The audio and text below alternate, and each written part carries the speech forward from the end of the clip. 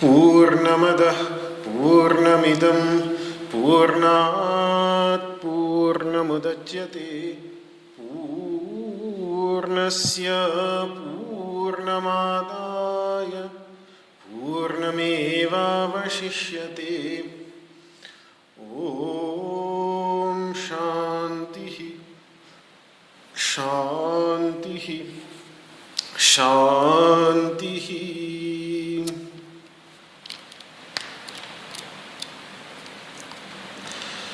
वसुदेवसुतं देवं कंसचाणूरमर्दनं देवकी परमानन्दं कृष्णं वन्दे जगद्गुरुम्। सर्वोपनिषदो गावो दोग्धा गोपालनन्दनः पार्थो वत्सः सुधीर्भोक्ता दुग्धं गीतामृतं महत्। न कामयेऽहं गतिमीश्वरात् पराम् अष्टर्धियुक्तां पुनर्भवं वा आर्तिं प्रपद्येऽखिलदेहभाजाम् अन्तस्थितो येन भवन्त्यदुःखाः। विश्वं दर्पणदृश्यमाननगरी तुल्यं निजान्तर्गतम्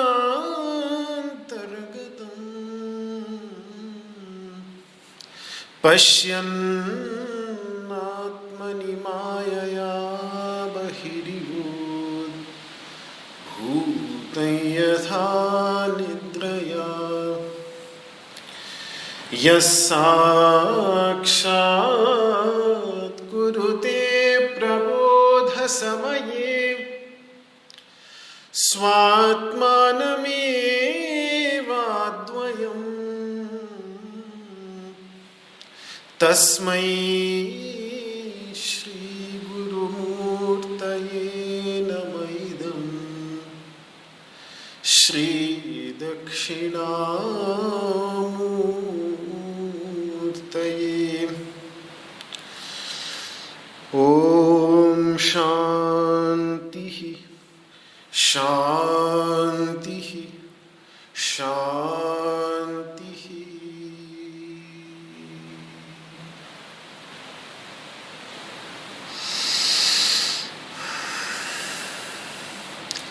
ओम नमो भगवते वासुदेवाय। श्रीमद् भगवद गीता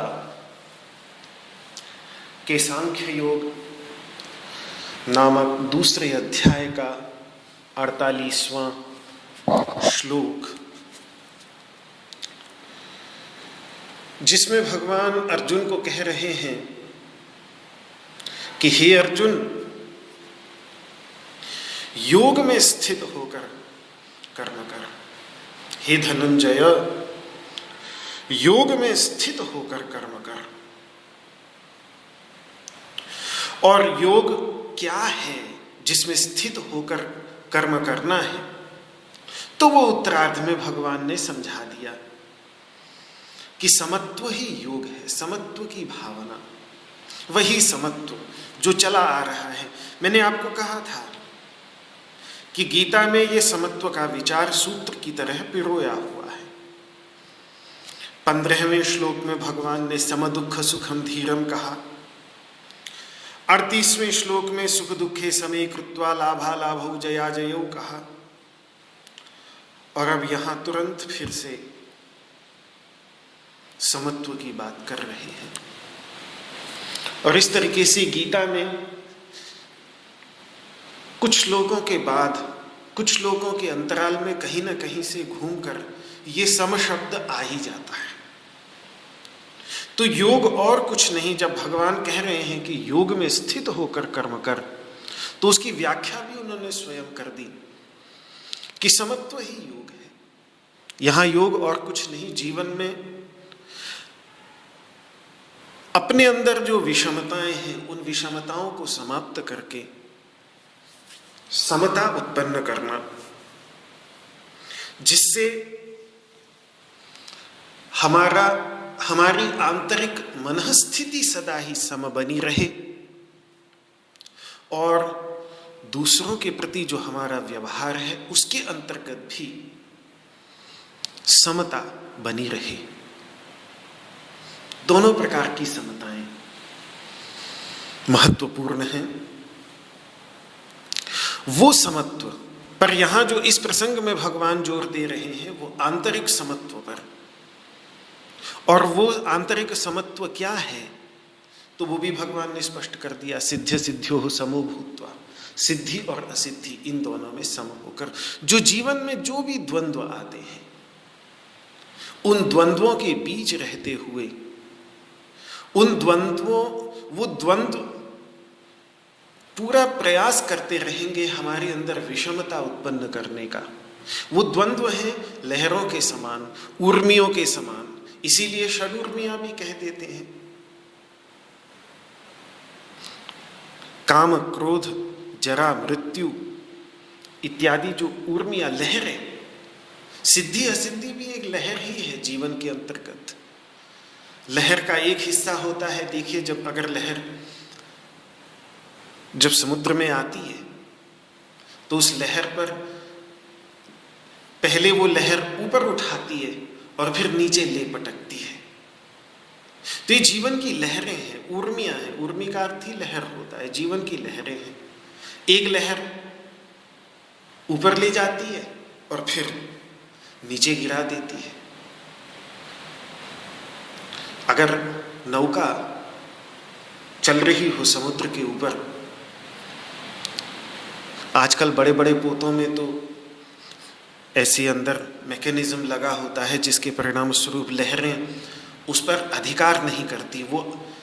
वो समत्व का ही मैकेनिज्म होता है। इसीलिए जो बड़े बड़े क्रूज शिप्स और ये बड़े बड़े जहाज होते हैं, ये बहुत हद तक बड़ी बड़ी बड़ी लहरों के बीच में भी अपनी समता को बनाए रखते हैं, विषम नहीं होते। इनके अंतर्गत इस तरीके का बना होता है अंदर आंतरिक मैकेनिज्म। अन्यथा छोटी मोटी नाव हो जैसे छोटी लकड़ी की नावें होती हैं, तो थोड़ा सा भी जिस दिन हवा तेज चल रही हो समुद्र में, बड़े बड़े तूफानों की तो छोड़ो, साधारण ही थोड़ी तेज हवा, जैसी कभी कभी जैसे आज यहाँ ऋषिकेश में थोड़ी हवा तेज है, तो ऐसी तेज हवा भी हो तो भी इतना ऊपर फेंकती है। मैं तो इंडोनेशिया में एक बार अनुभव हुआ इस चीज़ का, बड़ा डरावना अनुभव होता है, क्योंकि एक लहर आती है, उसको ऊपर हवा में फेंक देती है, फिर वो जैसे लहर हटी तो फिर वो नौका नीचे जाके भड़ाक से पानी में गिरती है। तो विषमता बिल्कुल नहीं होती, समता बिल्कुल नहीं होती। पूर्ण विषमता। और यही हमारे संसार में जो हमारी जितनी भी समस्याएं हैं उन सभी का यही है मूल कारण, कि जब इस प्रकार के द्वंद्वों की लहरें हमारे जीवन में आती हैं तो हम अपनी समता को नहीं बनाए रख पाते। बड़े बड़े पोतों के अंतर्गत उस प्रकार के मैकेनिज्म होते हैं जो बनाए रखते हैं समत्व को, इसीलिए उन पर प्रभाव कम पड़ता है, उनमें नहीं उतना पता चलता। लेकिन छोटी छोटी नौकाओं में वो ना होने की वजह से भी छोटी नौकाओं पर उसका बड़ा भारी प्रभाव पड़ता है। तो ये वही है, सिद्धि और असिद्धि में सम होना, यही समत्व है योग। और इस योग में स्थित होकर अर्जुन, धनंजय तू कर्म कर, ये बात भगवान श्री कृष्ण इस श्लोक के अंतर्गत अर्जुन को कह रहे हैं। एक बार उच्चारण कर लें, फिर इस पर आगे विचार करेंगे।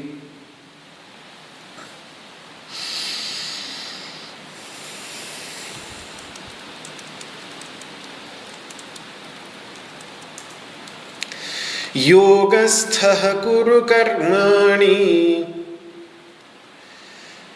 संगं त्यक्त्वा धनंजय सिद्ध्य सिद्ध्यो समो भूत्वा समत्वं योग उच्यते। योगस्थः कुरु कर्माणि संगं त्यक्त्वा धनंजय सिद्ध्य सिद्ध्यो समो भूत्वा समत्वं योग उच्यते।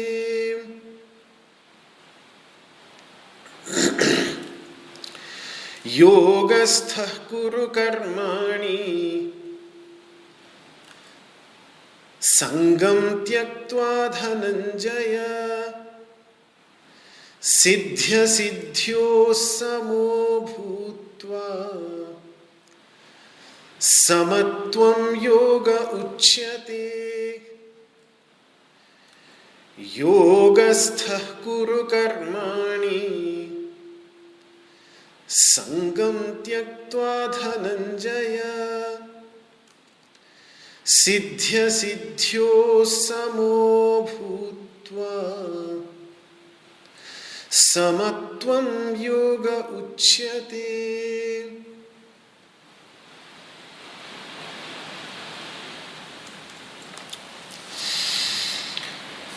सिद्ध्य सिद्ध्यो समो भूत्वा, दो बातें भगवान ने कही।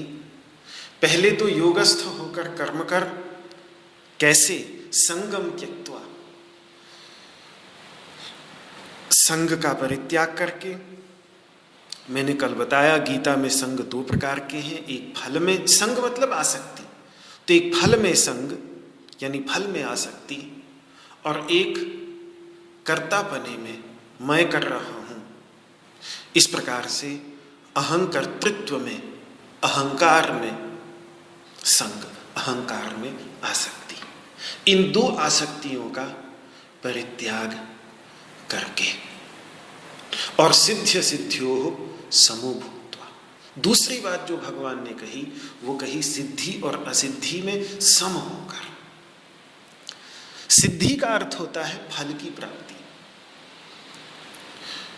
जो फल मन में था वो फल प्राप्त हो जाए तो हम कहेंगे कि हमारा कर्म सिद्ध हो गया, तो फल की प्राप्ति को कहेंगे सिद्धि। जिस दिन बीज बोता है किसान फसल लगाने के लिए, तो उसके मन में उसी दिन ही ये भावना आ जाती है कि इसके बदले में मनो अनाज एक दिन मेरे खलिहान में होगा, जिसे बेचकर फिर मैं अपनी दैनंदिन आवश्यकता की जो वस्तुएं हैं उनको मैं लेकर आऊंगा। तो उस पहले दिन के बीज बोने से लेकर अंतिम दिन तक बाजार में बेचने तक के वो जो भी परिश्रम करता है, उस सब परिश्रम की परिसमाप्ति उसको प्रतीत होती है कि यदि उसको उस अनाज की एक अच्छी कीमत मिल जाए, जिस कीमत की उसको आशा थी वो कीमत उसको मिल जाए, तो इसको कहेंगे सिद्धि। बीच में कुछ भी हो जाए, बीच में बहुत कुछ हो सकता है। हो सकता है बीजों में कीड़े लग जाएं, पक्षी खा जाएं, हो सकता है खड़ी फसल ओले गिरा दे, बाढ़ आ जाए, हाथी खा जाए, जानवर खा जाए, हो सकता है बाजार में ले जाते समय इधर उधर बिखर जाए, हो सकता है कोई अच्छी कीमत देने को तैयार ही ना हो। बहुत सारे घटक हैं, बहुत सारे अवरोध हैं सिद्धि में, लेकिन उन सब अवरोधों को पार करके जब अंत में उसके हाथ में जो कीमत उसके मन में होती है वो कीमत उसको प्राप्त हो जाती है, तो प्रसन्न होता हुआ घर आता है, तो उसे लगता है कि जो भी मैंने परिश्रम किया उसकी सिद्धि मुझे प्राप्त हो गई, यानी उसका जो फल था वो फल मुझे मिल गया, फल की प्राप्ति हो गई। तो मन प्रसन्न हो जाता है, हर्ष, हृदय में बड़ा हर्ष होता है। असिद्धि इसका ठीक उल्टा है कि बीच में अगर कोई अवरोध आ गया, किसी चीज़ ने रुकावट कर दी, वही सब बीज सड़ जाना, खेत में ओले पड़ जाना इत्यादि इत्यादि, और इसके परिणाम स्वरूप काफ़ी मेहनत करने के बाद भी अंत में मन चाहे फल की प्राप्ति न हो, तो उसको कहेंगे असिद्धि। और दोनों में से एक होना अवश्यंभावी है। असिद्धि की संभावनाएं अधिक होती हैं, सिद्धि की संभावना कहीं ना कहीं थोड़ी कम ही होती है। बहुत सारी ऐसी घटनाएं घटित हो सकती हैं जो फल की प्राप्ति को रोक दें, लेकिन फल की प्राप्ति तक ले जाना बहुत कुशलता की मांग करता है, बहुत कुशलता की आवश्यकता पड़ती है, तब जाकर सिद्धि प्राप्त होती है। अन्यथा तो असिद्धि के लिए परिश्रम नहीं करना पड़ता, असिद्धि तो अपने आप ही प्राप्त ही है। सिद्धि के लिए बहुत मेहनत भी करनी पड़ती है, दिमाग भी लगाना पड़ता है, और कहीं ना कहीं भाग्य का भी साथ आवश्यक होता है। कई बार बहुत दिमाग लगाने के बावजूद और बहुत मेहनत करने के बावजूद भाग्य साथ नहीं देता, तो भी असिद्धि हो जाती है। तो ये सिद्धि और असिद्धि दोनों, अर्जुन के संदर्भ में सिद्धि हो गई विजय, राज्य की प्राप्ति, और असिद्धि हो गई युद्ध में पराजय, यानी जो अपने पास है वो भी खो जाना।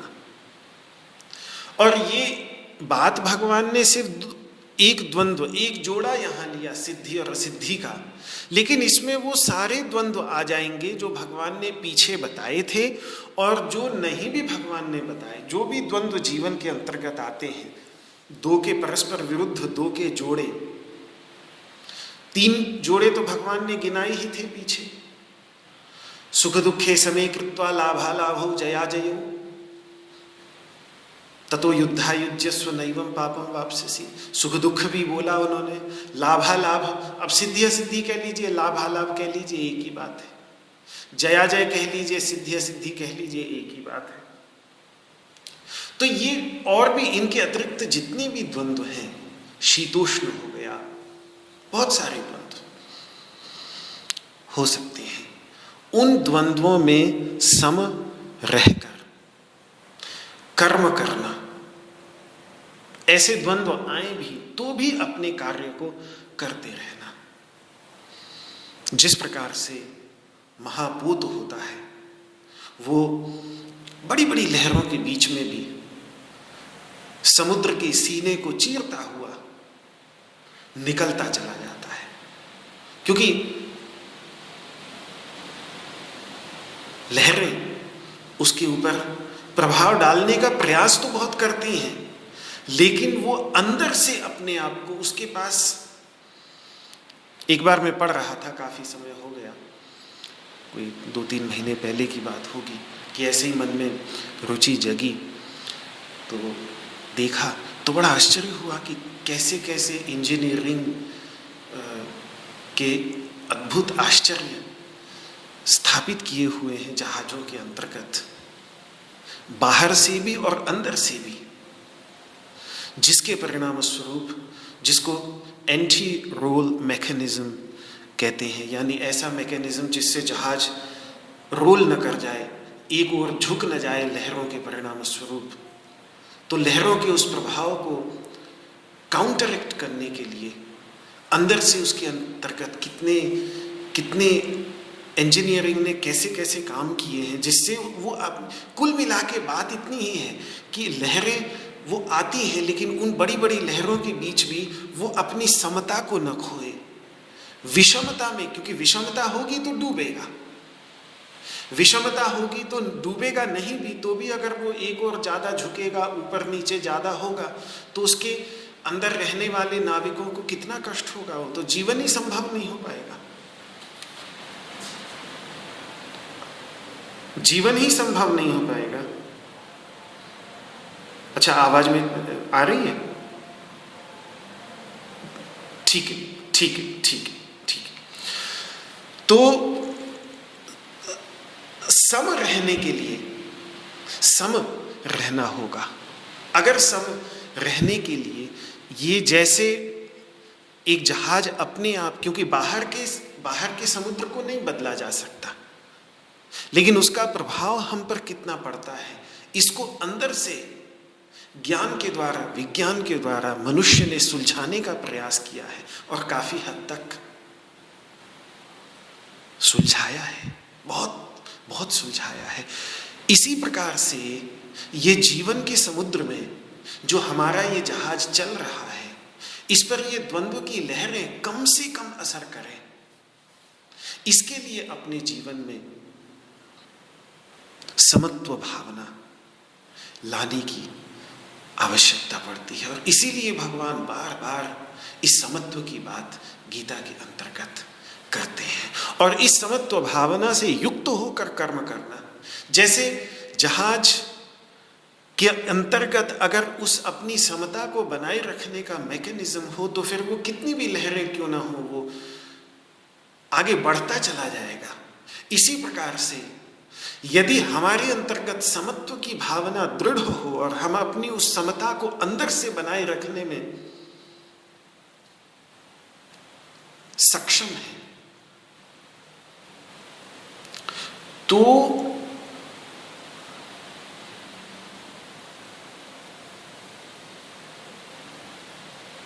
अगर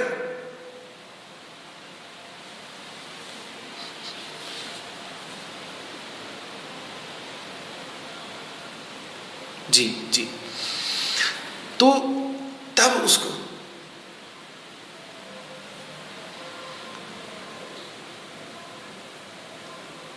जी जी जी, तो ये जो समत्व है इस प्रकार से कि तब जाकर व्यक्ति किसी भी विपरीत परिस्थिति में, कैसी भी विपरीत परिस्थिति क्यों ना हो, उस विपरीत परिस्थिति में भी वो अपने कर्म को करता ही रहेगा, वो कर्म करना छोड़ेगा नहीं। यहाँ तक कि मैं उसके बाद और मैंने उस चीज़ को आगे देखा तो एक विज्ञान की और विचित्र आश्चर्यजनक खोज ही कहेंगे, जिसको आप में से जिन्होंने विज्ञान विषय के रूप में लिया होगा उन्होंने देखा होगा। जायरोस्कोप होता है एक, जायरोस्कोप को एक बार, वैसे तो अगर वो स्पिन करे, यानी उसको गोल गोल लट्टू की तरह उसको घुमाने लगे, एक बार घूम पड़े वो, तो उसके बाद फिर उसको कुछ भी कर लीजिए वो झुकता ही नहीं है दूसरी तरफ, वो बिल्कुल। और उसी के कारण ही हवाई जहाज इत्यादि आज के समय में जो समुद्र के जहाज़ों में भी वो लगा होता है, हवाई जहाज के अंतर्गत भी लगा होता है। उसी के कारण ओरिएंटेशन बना रहता है, एक दिशा बनी रहती है, पता लगता रहता है कि किस तरीके से कहीं भी एक तरफ झुके नहीं। वो मतलब अपनी समता को छोड़ता ही नहीं है, चाहे कुछ भी हो जाए, चाहे उसको किस ओर भी झुकाने की कोशिश करो, वो एक दिशा में आकर खड़ा हो जाएगा। मतलब वो अपनी समत्व को छोड़ता ही नहीं है। तो हम देखते हैं कि किस तरीके से ये भी सब चीज़ें कितनी अधिक आवश्यक है। तो जब ऐसे ही समत्व के भाव क्यों ना हम अपने अंतर्गत भी लाएं, जिससे जीवन में यात्रा करते समय, जीवन की यात्रा करते समय ये जो एक प्रवृत्ति होती है कि द्वंद्व जब आते हैं तो पेंडुलम की तरह हम भी एक दिशा से दूसरी दिशा में झूलने लग जाते हैं, वैसा झूलना न हो, उससे बचने का साधन यही है, सिद्धि और असिद्धि में सम होकर, योगस्थ होकर कर्म करना, जो भगवान यहाँ पर कह रहे हैं। तो सम रहने का तात्पर्य यही है कि दोनों ही स्थितियों में चित्त समाहित रहा आए, शांत रहा आए, विचलित ना हो। सिद्धि होने पर क्षणिक विकार होता है, हर्ष, उससे भी चित्त अशांत ही होता है। दूसरी ओर असिद्धि होने पर भी जो कुछ समय तक रहने वाला विकार होता है, शोक, उसके कारण भी चित्त अशांत होता है। तो दोनों ही परिस्थितियों में आंतरिक शांति बनी रहे, समभावना बनी रहे, क्षणिक हर्ष और क्षणिक विषाद से शून्य रहकर एक आनंद की भावना, आंतरिक आनंद की भावना बनी रहे, यही है सम रहने का तात्पर्य। और ये ऐसा योग है, ये ऐसा चित्त समाधान है, ये चित्त को समाहित रखने की ऐसी कला है जिसका अभ्यास अर्जुन युद्ध भूमि पर कर सकता है। और हम सब, अगर अर्जुन युद्ध भूमि पर कर सकता है तो हम सब अपने अपने जीवन में, जो भी हमारे जीवन में परिस्थितियां आए, उन परिस्थितियों में रहते हुए कर सकते हैं। ये ऐसा योग है जिस योग के अभ्यास के लिए हिमालय की उपत्यकाओं में, हिमालय की घाटियों में या हिमालय की गुफाओं में भी जाने की आवश्यकता नहीं। ये हम जहाँ हैं वहीं पर इसका अभ्यास कर सकते हैं। कुल मिलाकर पूरा ध्यान गंतव्य पर न रखते हुए, उद्देश्य पर न रखते हुए, अपितु उसे प्राप्त करने की प्रक्रिया पर, जो काम अपने हाथ में है, जो काम लिया हुआ है, उस पर अपने ध्यान को केंद्रित, इसके बदले में प्राप्त क्या होगा, उस पर ध्यान केंद्रित करने के स्थान पर, उसके बारे में मनोरथ बनाने के स्थान पर, मनोरथ करने के स्थान पर, उसके बारे में ख्याली पुलाव पकाने के स्थान पर, जो कार्य, जो कर्तव्य सामने है, जो उसे प्राप्त करने की प्रक्रिया है, उस पर अपने ध्यान को पूरी तरह से समाहित रखते हुए, केंद्रित रखते हुए, आगे क्या मिलेगा वो प्रभु के हाथ में, कितना मिलेगा वो प्रभु के हाथ में। मुझे अपनी तरफ से कोई कसर नहीं करनी है। इसीलिए सिद्धि और असिद्धि में सम रहने का सबसे सरल उपाय है ईश्वर प्रणिधान। पहले से ही अपने कर्म के फल को ईश्वर के प्रति समर्पित कर दे कि हे प्रभु, ये तो तेरा है। जो आगे भगवान कहेंगे, मयि सर्वाणि कर्माणि सन्न्यस्य अध्यात्म चेतसा निराशी ही निर्ममो भूत्वा युध्यस्व विगतज्वरः। आगे जो युद्ध करने के लिए भगवान कहेंगे वो यही कहेंगे कि अपने सारे कर्मों के फल को मुझ में संन्यास कर दे, मुझ में समर्पित कर दे, आशा से रहित हो जा, फल के प्रति आशा से रहित हो जा और ममता की भावना से रहित हो जा। और ऐसी भावना से रहित होकर युद्धस्व, युद्ध कर। तो ईश्वर प्रणिधान, ईश्वर को फल, ईश्वर के प्रति समर्पित कर देना, जिसको योग में ईश्वर प्रणिधान कह देते हैं। प्रणिधान का अर्थ ही होता है रख देना, पूरी तरह से रख देना, ईश्वर के चरणों में रख देना। मतलब जो कर्म हम कर रहे हैं उसका फल ईश्वर के चरणों में रख देना। श्री कृष्ण अर्पणमस्तु। अर्पणमस्तु। इससे बड़ा सरल हो जाता है सिद्धि असिद्धि में सम रहना। यहाँ भगवान वो बात नहीं कर रहे हैं, आगे बात करेंगे ये, लेकिन बात यही है कि इसीलिए तत्कुरुष्वमदर्पणम जो बार बार अर्पण करने की भी बात करते हैं, वो ये भगवान को तो कुछ नहीं चाहिए, भगवान को क्या करना है, हम क्या दे देंगे उनको जो उनके पास नहीं है, पहले से उन्हीं का है। ये तो जैसे बच्चा खाना खाते समय बोले कि अपने माता पिता को कि ये सब आपका, आपको समर्पित, वैसा है। वो तो है ही, वो तो माता पिता ने दिया है बच्चे को। लेकिन फिर भी हम जब ऐसा कह देते हैं और वास्तव में ऐसा मानने लगते हैं तो सिद्धि और असिद्धि में सम रहना आसान हो जाता है। फिर सिद्धि हुई या न हुई ये ईश्वर के हाथ में छोड़ देते हैं। मैंने अपनी ओर से कोई कमी नहीं छोड़ी, ये ईश्वर को पता है, वो देख रहा है। इसीलिए सिद्धि हो या ना हो, मेरे परिश्रम को देखकर वो मुझ पर प्रसन्न तो होगा ही। मेरे परिश्रम को देखकर मुझे अपनी प्राप्ति तो कराएगा ही। मेरे कठोर परिश्रम को देखकर मुझे तो अपने से मिलाएगा ही। इस कर्म के फल की सिद्धि हो या ना हो। माता पिता की सेवा जो एक पुत्र का कर्तव्य होता है, उस कर्तव्य का कितना पालन किया, कितनी लगन के साथ पालन किया पुंडरीक ने, भक्त पुंडलीक ने। तो भगवान श्री कृष्ण द्वारका से उठकर आ गए उसके घर पर और कह रहे हैं कि देख पुंडलीक मैं आ गया।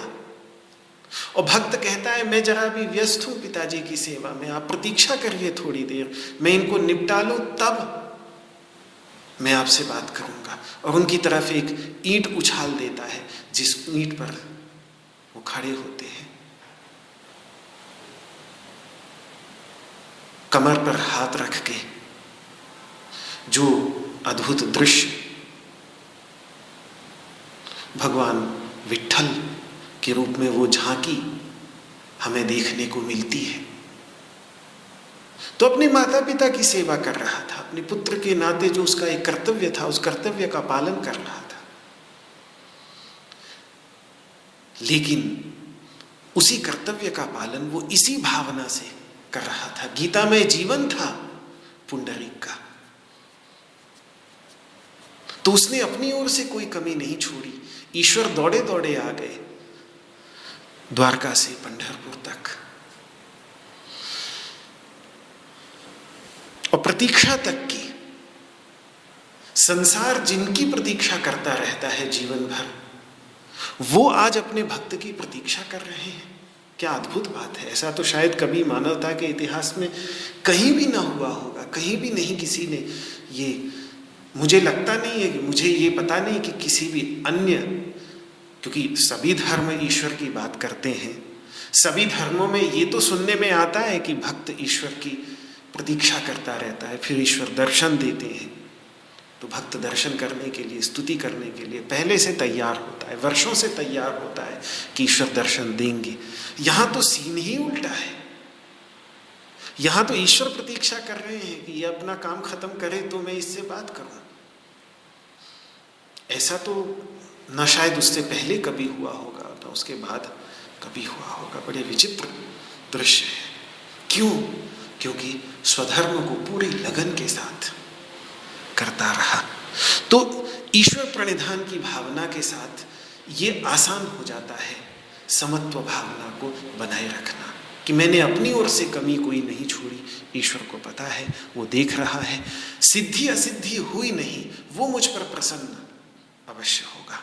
जैसे एक सैनिक है, बहुत वीरता से लड़ता है, लेकिन उसके बावजूद उसके पक्ष की हार हो गई तो ठीक है, उसको सिद्धि न मिली, वो हार गया, लेकिन फिर भी उसने अपने लड़ने में बहुत वीरता से लड़ा। तो उस वीरता के परिणाम स्वरूप तो भी उसका राजा, उसका देश उसे सम्मान तो देता ही है कि जो भी हो, लड़ा तो बहुत बहादुरी के साथ, तो उस बहादुरी का सम्मान तो बनता ही है।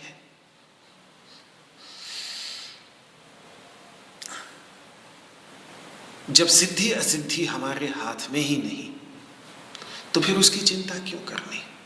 हम लड़े, बहादुरी से लड़े, वीरता के साथ लड़े, उसका सम्मान तो होगा ही।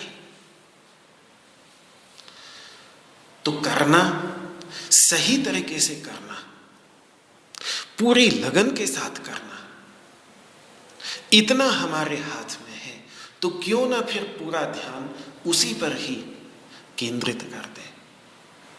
और जो सिद्धि असिद्धि हमारे हाथ में नहीं, उस पर ध्यान को केंद्रित उस न रखते हुए उसकी चिंता क्यों करनी? तो सिद्ध सिद्ध्यो समो भूत्वा के पीछे ये सब भाव निहित है। सिद्ध सिद्ध्यो समो भूत्वा समत्वम योग उच्यते। यही है समत्व योग। जब भगवान कहते हैं योगस्थः कुरु कर्माणि, योग में स्थित होकर कर्म करो, तो वो उनका तात्पर्य ही यही है कि समत्व भावना में स्थित होकर, इस समत्व भावना में सिद्धि और असिद्धि में सम होकर, सिद्धि असिद्धि में जो समत्व भावना है, द्वंद्वों के बीच में जो समत्व भावना है, उस समत्व भावना को बनाए हुए कर्म करना, यही है योगस्थ होकर कर्म करना। ये बात भगवान ने 48वें श्लोक में कही। 47वें श्लोक में क्या नहीं करना है वो बताया, और 48वें श्लोक में क्या करना है वो भगवान ने बतलाया। 47वें श्लोक में ये कहा कि तुम्हारा कर्म में अधिकार है, कर्म ही करना अर्जुन। 48वें श्लोक में ये बतलाया कि उस कर्म को करना किस प्रकार से है, कि उस कर्म को करना है योग में स्थित होकर, और तुरंत ही योग की व्याख्या स्वयं भी कर दी कि सिद्धि और असिद्धि में सम रहना, द्वंद्वों में सम रहना ही योग है। उस योग में स्थित होकर कर्म कर अर्जुन। ये भगवान ने बात की। अब बचे 5 श्लोक। 53वें श्लोक तक 5 श्लोक बचे स्थित प्रज्ञ दर्शन से पहले। स्थित प्रज्ञ दर्शन में तो उस व्यक्ति की झांकी है जो इस योगस्थ कर्म को करते हुए पूर्ण व्यवसायत्मिका बुद्धि जिस अवस्था में प्राप्त होती है, समाधि अवस्था, उस समाधि में जिसकी प्रज्ञा पूर्ण रूप से शांत हो गई है, यानी योगस्थ होकर व्यक्ति कर्म करके कहां पहुंचता है और किस प्रकार का व्यक्ति बन जाता है, एंड रिजल्ट, अंतिम सुपरिणाम योगस्थ होकर कर्म करने का क्या है, कि इस योगस्थ होकर कर्म करने के परिणाम स्वरूप जो आंतरिक विकास होता है, व्यक्ति का आध्यात्मिक विकास होता है, उस आध्यात्मिक विकास की पराकाष्ठा पर पहुंचा हुआ व्यक्ति, उसका स्वरूप कैसा है, वो उसकी परिभाषा क्या है, वो बोलता कैसे है, वो बैठता कैसे है, वो चलता कैसे है, इस सब का निरूपण अंत के 18 श्लोकों में भगवान श्री कृष्ण करेंगे। लेकिन उससे पहले के जो ये 5 श्लोक हैं, 39 से लेकर और 53 तक, इन 5 श्लोकों के अंतर्गत अभी तक भगवान ने जिस बुद्धि योग की चर्चा की, उस बुद्धि योग की प्रशंसा करेंगे। जिस बुद्धि योग की चर्चा की, क्योंकि बुद्धि योग की चर्चा चल रही थी, 39वें श्लोक में ही भगवान ने तुरंत बुद्धि शब्द ले आए। ऐशा ते भीता सांख्ये बुद्धि योगे त्वाम सुनो। अब तक मैंने तुझे सांख्य में बुद्धि बतलाई, अब योग में तो बुद्धि सुन। तो 39वें श्लोक में जाके हमको पता चला कि 11वें श्लोक से हम जो कुछ भी सुन रहे थे वो सब सांख्य बुद्धि थी, और 40वें श्लोक से 48वें श्लोक तक जो कुछ भी सुन रहे हैं वो योग में बुद्धि है। तो इससे पता चला कि 11वें श्लोक से लेकर 48वें श्लोक तक वास्तव में भगवान बुद्धि योग की ही चर्चा कर रहे हैं। सुख दुख, सिद्धि असिद्धि आदि द्वंद्वों में समत्व की भावना रखते हुए कर्म करते समय जो सांख्य योग से अनुप्राणित एक व्यवसायत्मिका बुद्धि, एक निश्चयात्मिका बुद्धि रहती है, जिस बुद्धि के विषय में भगवान ने कहा था कि कर्म के बंधन से मुक्त होने का साधन ही यही है, यया कर्म बंधम बुद्धिया युक्तो यया पार्थ कर्म बंधम प्रहास्यसि, उस बुद्धि योग का महात्म्य अब 5 श्लोकों में बतलाने जा रहे हैं। जिस बुद्धि योग के विषय में भगवान ने कहा था कि वो निश्चयात्मिका एक बुद्धि सकाम कर्म करने वालों को कभी भी प्राप्त नहीं हो सकती, उस बुद्धि योग की प्रशंसा अब भगवान करने जा रहे हैं। ये है वो बुद्धि योग जिसके मूल में वो समत्व भावना है, जिसकी चर्चा भगवान लगातार करते चले आ रहे हैं। इसीलिए भगवान शंकराचार्य समत्व बुद्धि युक्त कर्म कहते हैं। ये वो बुद्धि है जिसकी प्राप्ति सकाम भावना से कर्म करने वालों को होना कठिन है, और यहां तक कि सकाम भावना से वैदिक धर्म कृत्य तक करने वालों को कठिन है। अब उस बुद्धि की प्रशंसा भगवान आगे के 5 श्लोकों में करने जा रहे हैं, और उस बुद्धि को प्राप्त कर लेने का परिणाम क्या होता है।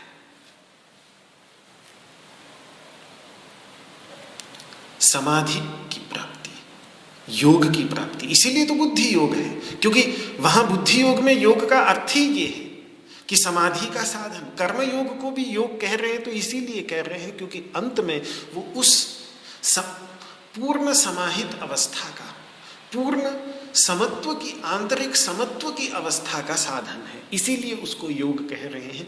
तो ये कर्म योग योग है ही इसलिए क्योंकि ये व्यक्ति को उस परम योग तक पहुंचा देता है, परम समाधि तक पहुंचा देता है, जो 53वें श्लोक में अंतिम शब्द होंगे, समाधा वचला बुद्धिस तदा योगम अवाप्स्यसि।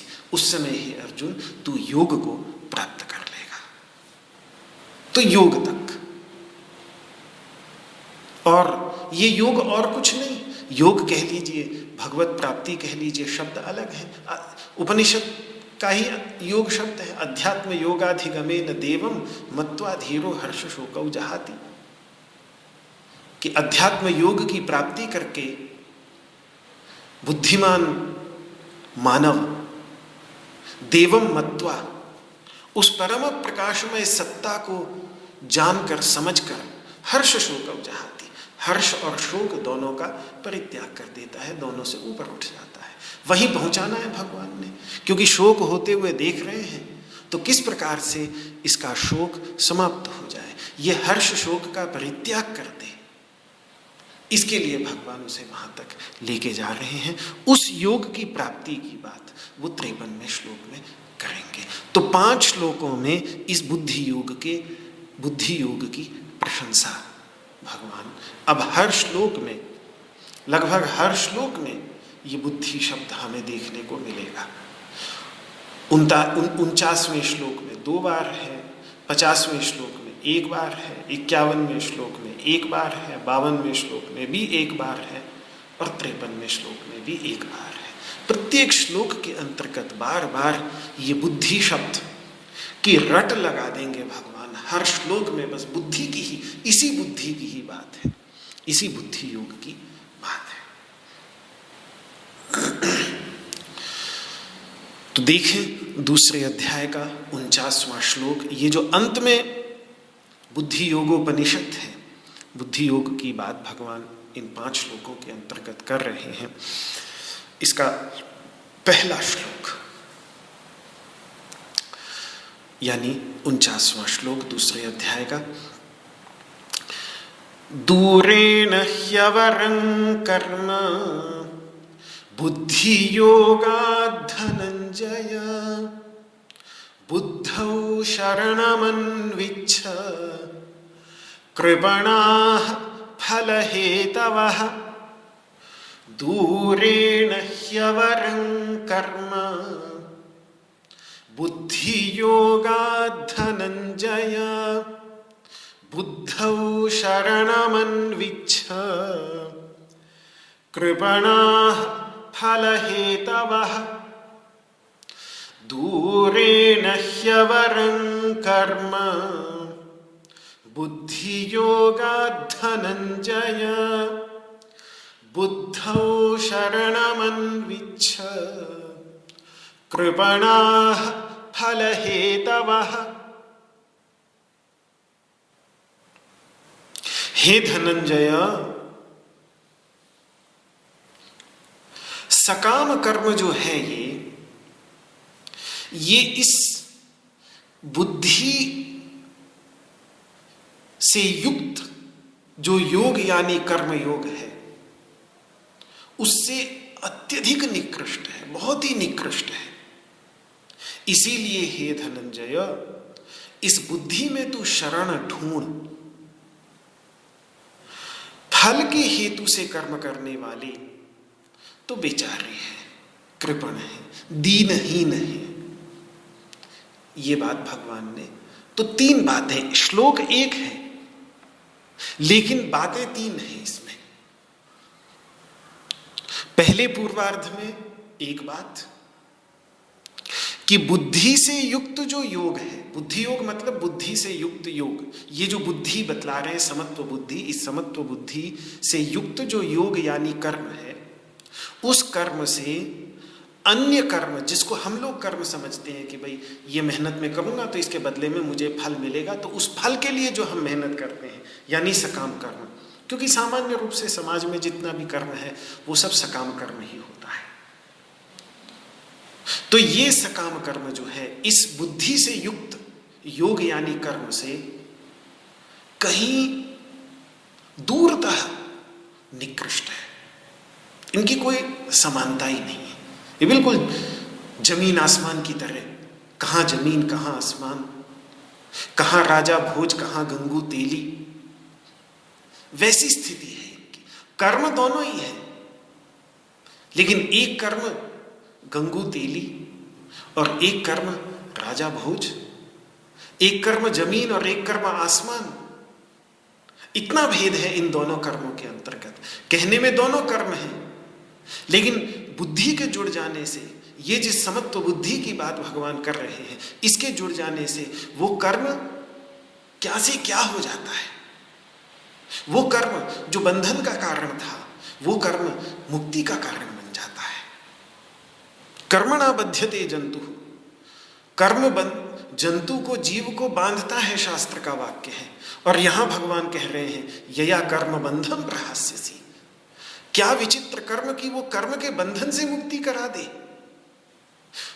अरे कर्म को तो कर्म के बंधन में डालना चाहिए ना, लेकिन ये कर्म ऐसा कि वो कर्म के बंधन से मुक्त कर दे, तो क्या विचित्र कर्म है। तो कितना भेद हो गया दोनों में, जमीन आसमान का फर्क।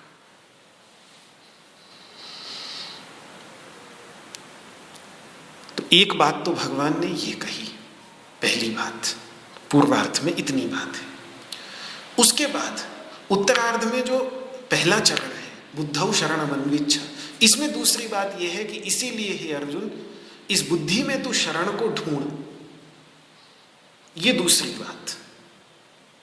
और तीसरी बात, जो फल के हेतु से कर्म करते हैं, फल के लिए जो कर्म करते हैं, वो बेचारे दीनहीन।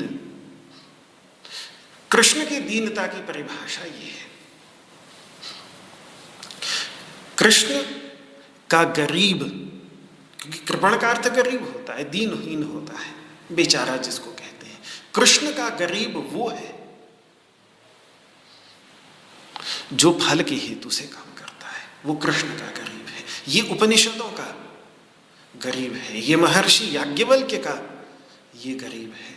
जब महर्षि याज्ञवल्क्य मैत्रेयी को, गार्गी को उपदेश देते हैं तो वो जो गरीबी की परिभाषा देते हैं, उस गरीबी की परिभाषा में ये बैठता है भगवान का गरीब, कि फल के हेतु से काम करने वाला व्यक्ति वही गरीब है, वही दीनहीन है। ये तीसरी बात भगवान ने, तो 3 बातें इस श्लोक में भगवान कह रहे हैं। धनंजय कहकर संबोधित कर रहे हैं बार बार अर्जुन को। पिछले श्लोक में भी धनंजय कहा, योगस्थ कुरु कर्माणि संगम त्यक्त्वा धनंजय। यहाँ पर भी कह रहे हैं दूरेण ह्यवरं कर्म बुद्धि योगा धनंजय। मानो उसे कह रहे हो कि तुम ये कर सकते हो अर्जुन, तुम्हारे लिए कठिन नहीं। पहले तुम जिस दिशा में गए वहां से कितना धन लेकर आए, कितने धन पर तुमने विजय प्राप्त की।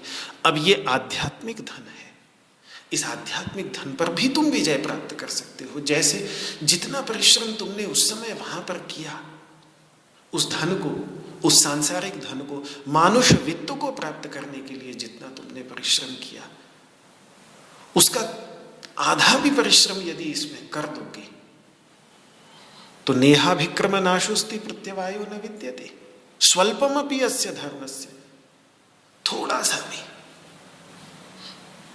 तो ये तुम्हें कहां से कहां ले जाएगा अर्जुन। तो मानो उसको एक उल्लासित कर रहे हो, एक प्रेरणा प्रदान कर रहे हो। इस प्रकार से दो बार उन्होंने ये धनंजय शब्द का प्रयोग किया। दूरेण ह्यवरं कर्म बुद्धि योगात्।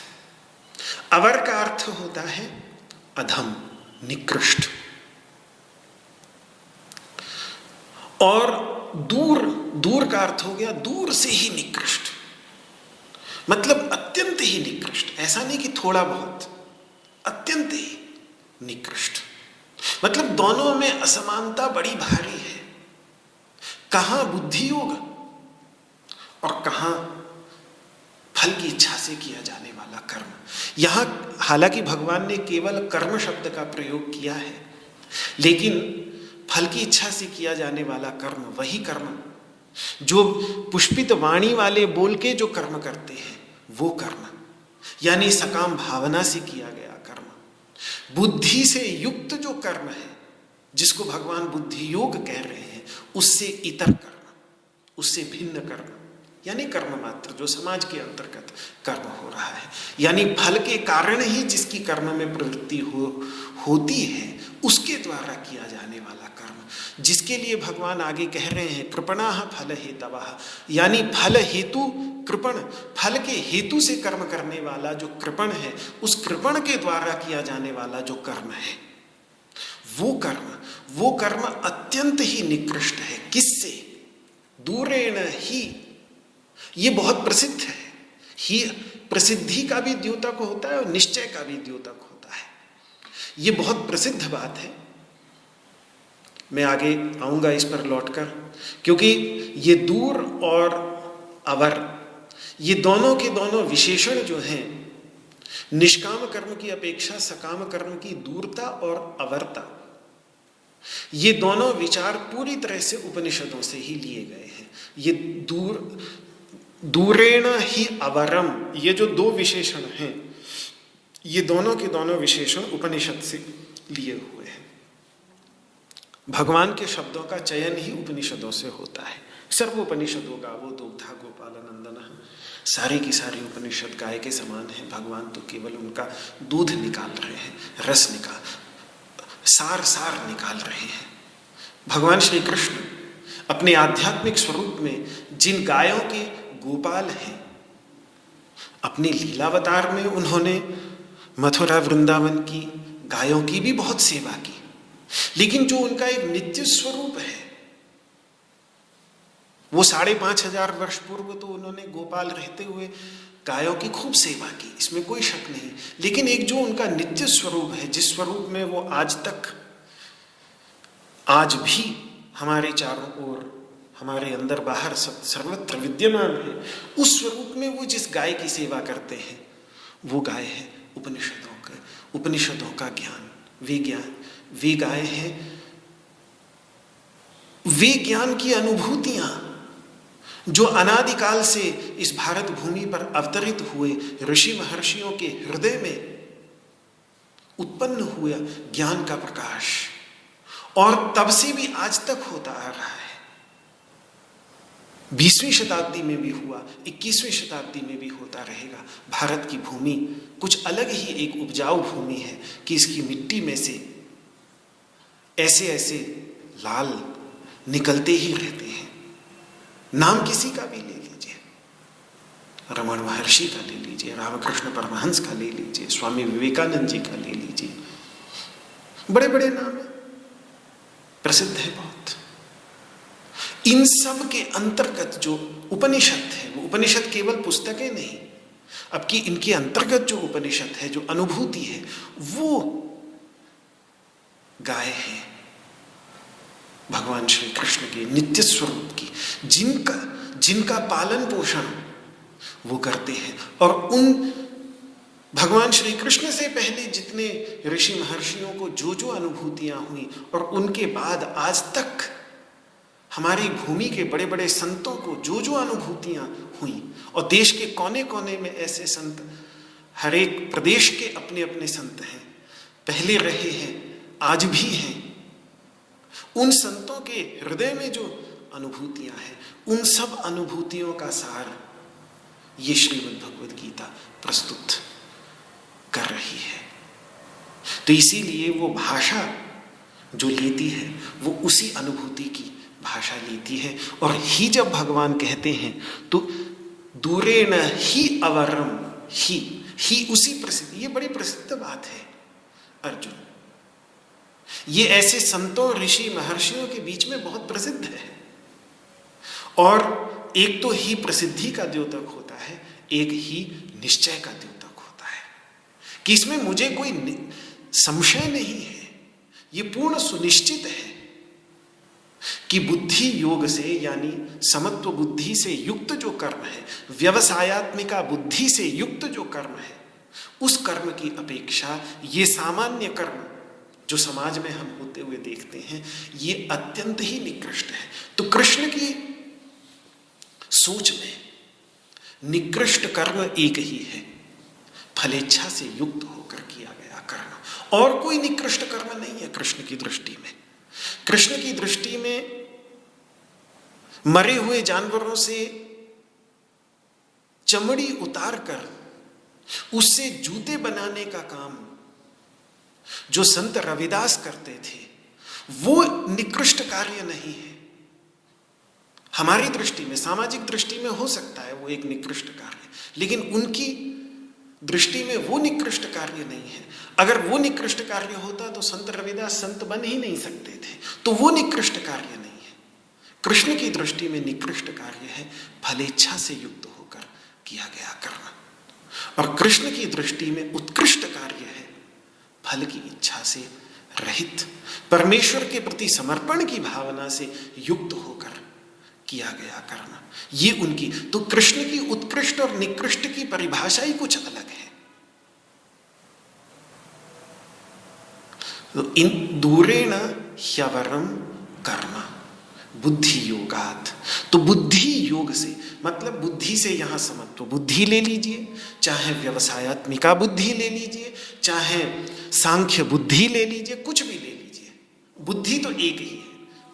वो बहुत स्पष्ट, बुद्धि रेखा इह कुरुनंदन, बुद्धि एक ही है। नाम उसके कुछ भी लगा दीजिए, उसको सांख्य बुद्धि कह दीजिए, समत्व बुद्धि कह दीजिए, निश्चयात्मिका बुद्धि कह दीजिए, कुछ भी कह दीजिए, बुद्धि एक ही है, दो बुद्धियां हैं ही नहीं।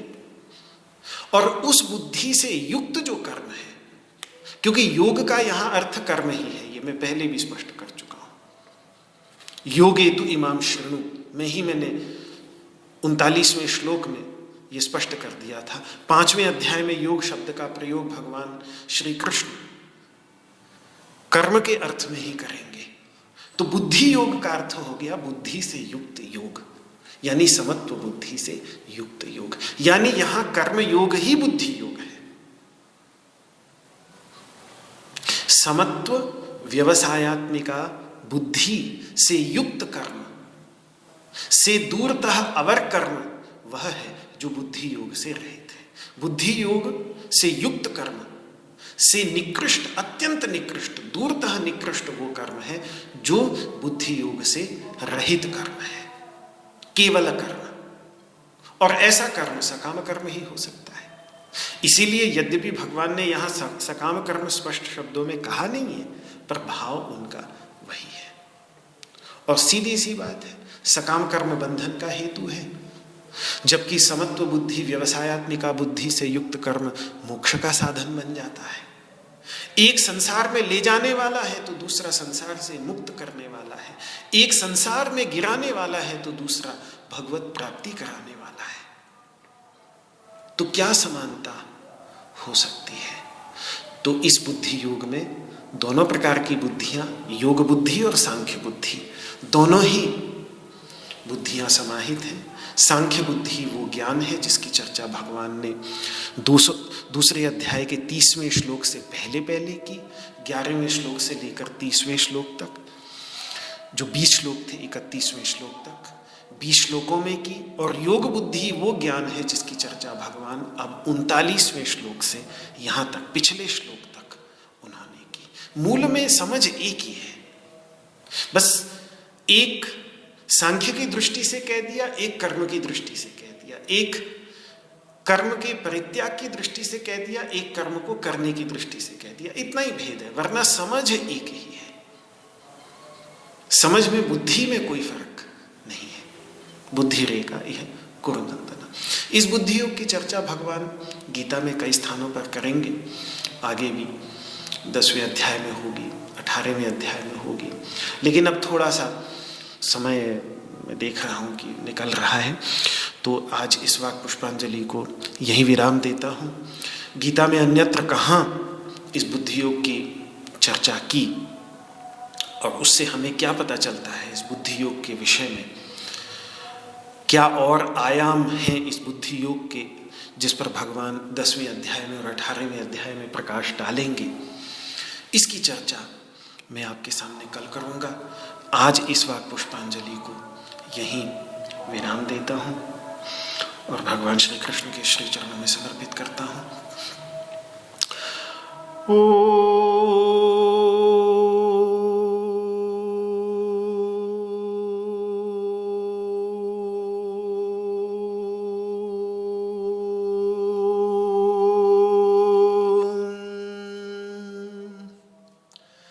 सर्वे भवन्तु सुखिनः, सर्वे सन्तु निरामयाः,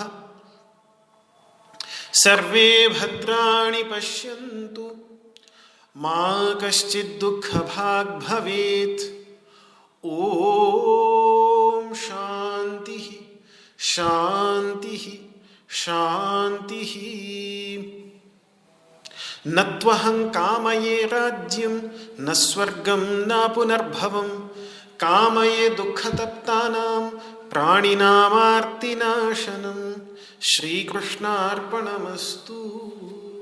आपको मेरा हाथ जोड़ करके प्रणाम। जय श्री कृष्ण, जय श्री कृष्ण, जय श्री कृष्ण।